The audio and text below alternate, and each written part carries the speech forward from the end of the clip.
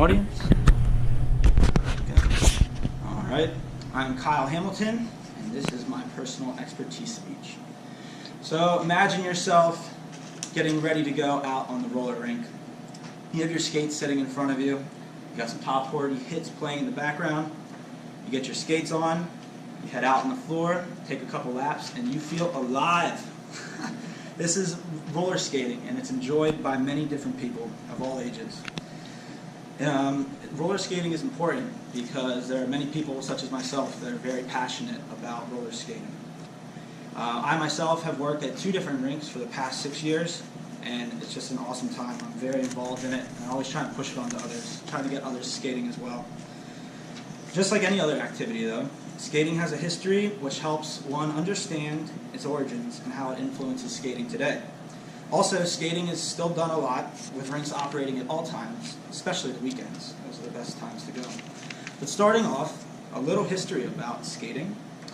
The first recorded use of roller skates was in 1743, back in London, for it said it was for a dance show, so I don't know if they used anything else, but it said they were skating. So that was the first recorded time of skating.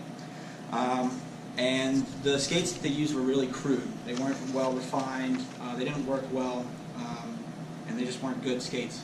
So 120 years later, in 1860s, the father of modern roller skating, James Leonard Plimpton, created the skates that we know today as quad skates.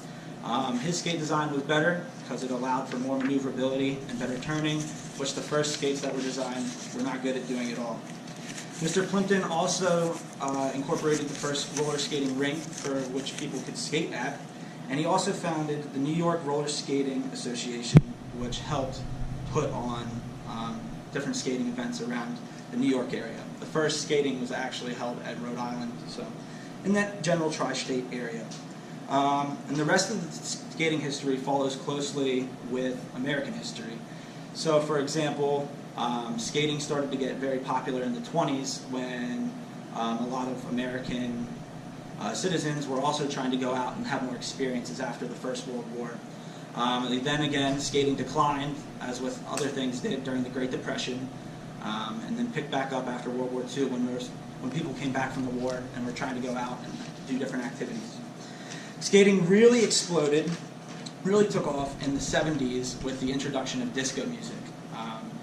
Disco music intertwined very well with skating, and it was very easy to skate and move to the beat of disco music. Again, skating started to decline when disco started to decline in the 80s, as other things were declining as well, such as the economy. But again, picked back up in the 90s when things started to come up. Again in the 90s, another thing that's important to note is rollerblading was brought along on the scene.